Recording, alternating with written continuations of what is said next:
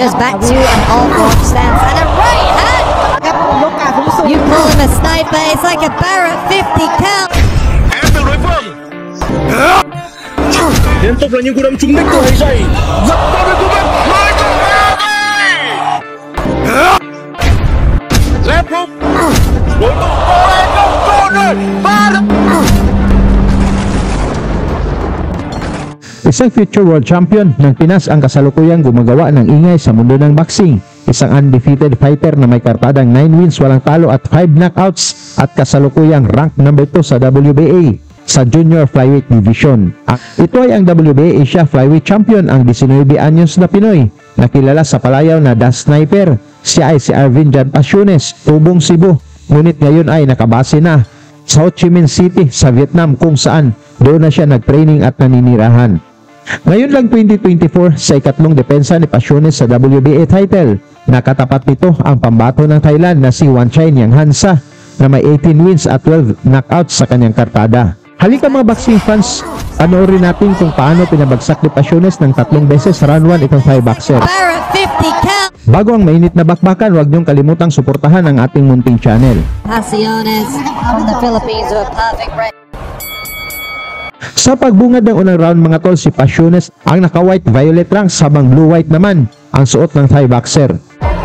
And in the lovely white shorts and the purple trim, we have Arvin Jan Pasiones from the Philippines, Wanchai Nyanghansa in the blue shorts.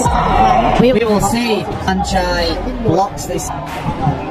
Very nice jump. See how Wanchai blocks this sniper.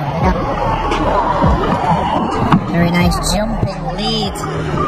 Uppercut to the chest by Arvin. Wanchai jumps in with a double jab, very nicely done. Very good way to back up a slick fighter, is just keeping that jab in their face. And of course we've got a classic southpaw against an orthodox at the moment.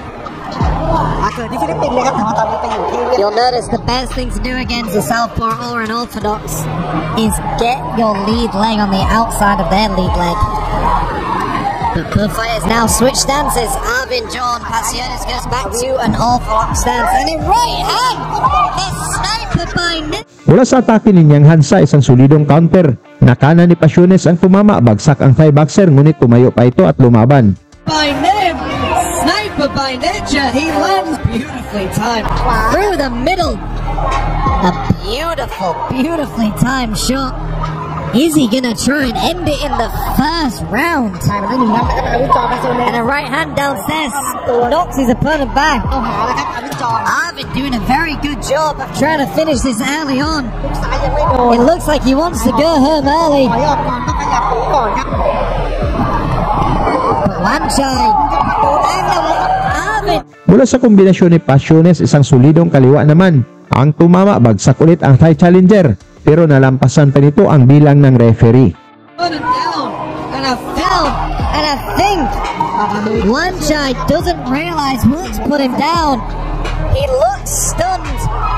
Is the sniper gonna finish off his opponent? We will see. He's already hit him twice. He's in last stand. really take out the opponent. A beautiful corkscrew uppercut. And a right hand as well. The referee is going to be looking at this very closely, because every shot the sniper lands, it is stunning his opponent. You call him a sniper, it's like a Barrett 50 cal.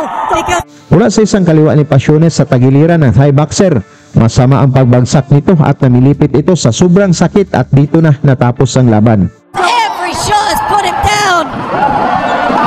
What a beautiful performance. Nakuha ni Pasiones mga tol ang knockout na panalo sa unang round at nadepensahan nito ang WBA title. Kamakailan lang muling umakyat sa ring si Pasiones sa Vietnam, kung saan nakasagupa nito ang knockout artist ng Thailand na si Nanthanon Thongchai. Tara at silipin natin ang mabilisang laban kung paano brutal na tinapos ni Pasiones ang Thai boxer sa round 1.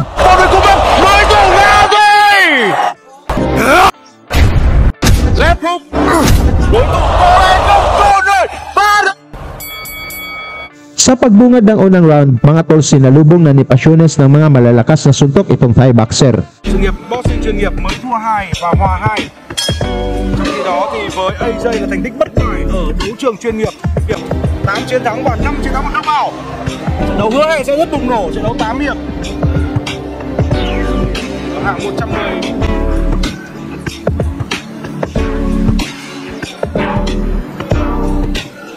Đấm tốt của Pasiones. Ép luôn đối phương, lối đánh nhanh đầy tốc độ vẫn luôn là thứ cực kỳ cuốn hút mà AJ Pasiones làm được. Đối thủ của anh cũng rất đáng sợ và còn trẻ hơn cả anh nữa. Ép được đối phương. Liên tục là những cú đấm trúng đích từ AJ. Rất tốt đối phương, đối thủ ngang. Mula sa mga solidong kombinasyon ni Pasiones, bagsak ang Thai boxer. Ngunit tumayo lang ito agad at lumaban. Đối thủ chênh choáng say đòn rồi và đây mới là hiệp đấu đầu tiên thôi. Tốc độ vẫn luôn là điều mà AJ mang đến. Mula sa solidong suntok ni Pasiones sa budiga, bagsak ang Thai boxer. Ngunit nagpakita din ito ng tibay.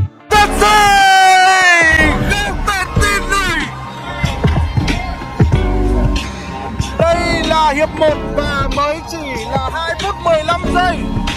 Có lẽ trận đấu vẫn tiếp tục. Lên không? Đối thủ cố lên. Mula sa mga malalakas na kaliwa ni Pasiones, bagsak ulit si Tong Chai at dito na inawat kaagad ng referee ang laban. Panalo si Pasiones via technical knockout sa round 1. Sa ngayon ang WBA light flyweight title ay naging bakante at si Pasiones ang number 2 contender, habang si Eric Rosa na may 7 wins walang talo at 2 knockouts ng Dominican Republic naman ang number 1. Kaya posibleng Pasiones versus Rosa para sa WBA World Championship ngayong taon. Tungkol naman sa pinakita ni Pasiones, mga tol, may chance kaya itong mag-World Champion? Pag-usapan na lang natin yan sa baba at salamat sa inyong suporta. Lagi niyong sundan, huwag magpapahuli. Pag-usapan, ibakbakan, balita niya at laban. Mga Pinoy na di nagpapagapi. Salamat sa mga suporta na lagi nandyan.